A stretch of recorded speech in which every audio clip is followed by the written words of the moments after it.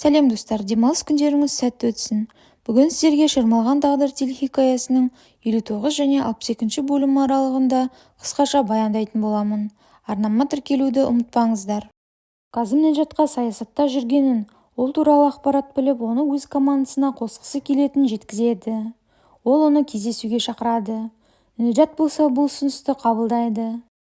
Нене Жиһангир мен Шерменнің отырған жеріне келіп, оларды видеоға түсіріп алады. Неджат Мажидеге хат жазады. Келесі күні Неджат Казымға келеді. Ол Казымның ұсынысын қабылдап, алайда өз командасын жинаймын дегенде Мажиде кіріп келеді. Неджат Казымға Мажиде менің командамды басқарады дейді. Казым таңданып қалады. Ол Казымға менің командама бұйрық бере алмайсың, тек мен арқылы жұмыс істейсің деп шартын айтады. Казым келісім береді. Казым оларға тапсырма береді. Кенет оларға Назлы ханым да қосылады. Казым оған пиар команда құрғанын жеткізгенде, ол болса аса қуана қоймайды. Ол бөлмеге келіп, бұл сала маған тиесілі, менімен ақылдаспай олай істей алмайсың деп ренжіп кетіп қалады. Мажиде Неджатпен бірге іске кіріседі. Нене Жиһангирді кездесуге шақырып, оған кешегі видеоны көрсетеді. Ол оны көріп кетір деп талап етеді. Нене оған Мажиде мен Казым екеуін айыратын, араларына от саласың деп шарт қояды.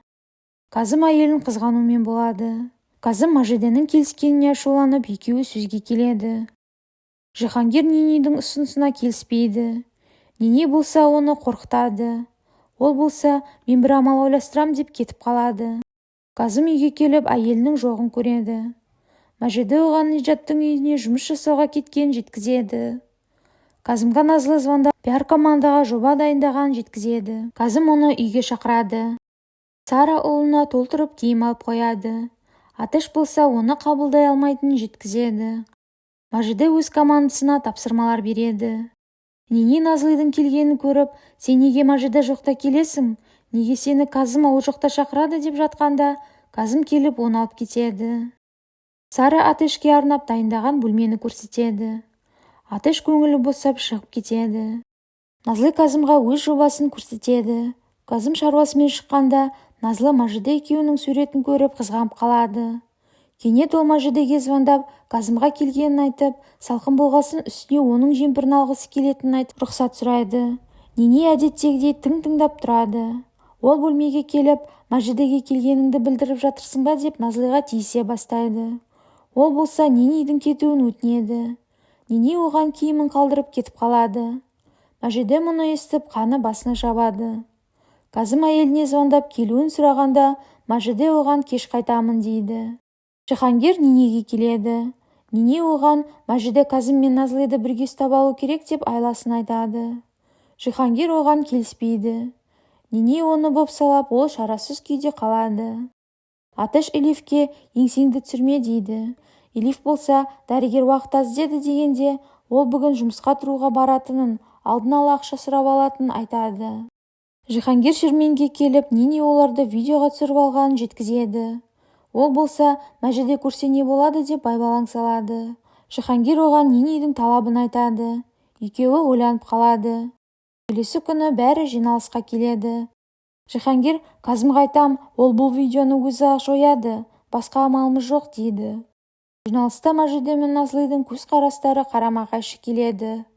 Казым болса Назлыдың ұсынысын алға тартады. Мажиде бұны естіп ашуланып шығып кетеді.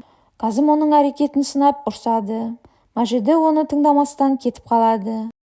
Атеш Жиһангирмен кездесуге келеді. Жиһангир оны жүргізуші ретінде жұмысқа алады. Ясемин оларды көреді. Ол болса, мен дүкенге бармақпын деп жұмысқа кірісуін өтінеді. Ясемин екеуі танысып нөмір алмасады. Ахмет Сераға келіп, Казым тойды бұзғанына тіс қайрап тұрады. Кенет Сера Казым ертең тікелей эфирге шығатынын көріп, екеуі жоспар құрады. Казым Шермен екеуіне келіп, неге шақырғандарын сұрайды. Олар Ненедің бопсалағанын айтып қояды. Кенет оларға Нене звондағанда Казым мұны естиді. Казым Ненеге кіріп келіп, екеуінің байланысын біреуге айтар болсаң үйден қуыласың деп ескертеді. Ахмет Казымға қарсы іс ойластырады. Казым эфирге шығады.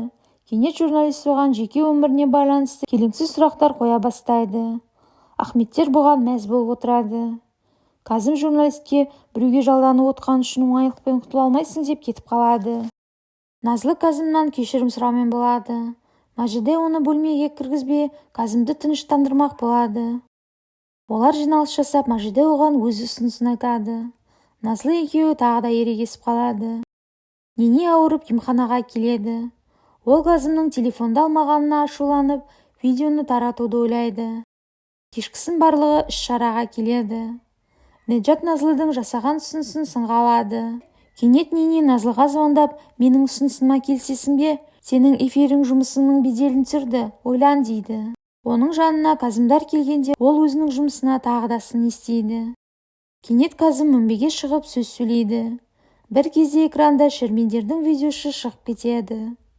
Жиһангер мен Шермен елдің алдында масқараға қалады. Мәжиде көңілі түсіп кетеді.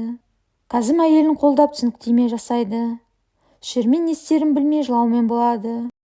Берин Мәжидеге ауыр сөздер айтады. Казым болса әйелін жақтайды. Шермендер мұны естіп тұрады. Мәжиде бөлмесіне келіп қиналумен болады. Казым Нинеге келгенде оның кетіп қалғаны туралы хатын көреді. Ол Мехметке Нинеді тауып әкел деп бұйырады. Нене болса Назлыды күтіп отырады. Казым Назлыға звондап, Нинеді табуым керек дейді. Ол болса Назлыдың үйіне келеді. Казым бөлмеден Мәжидені таба алмай, оның кетіп қалғанын естиді. Шермен болса жылаумен болады. Мәжиде Сараға келеді. Назлы жасаған ісіне өкініп отырады. Нене болса оның үйінде босанғанға дейін болатынын жеткізеді. Казым Назлыға звондап, Нинеді, видеоны шығарған серіктесі кім болды екен, табуы керек деп тапсырма береді.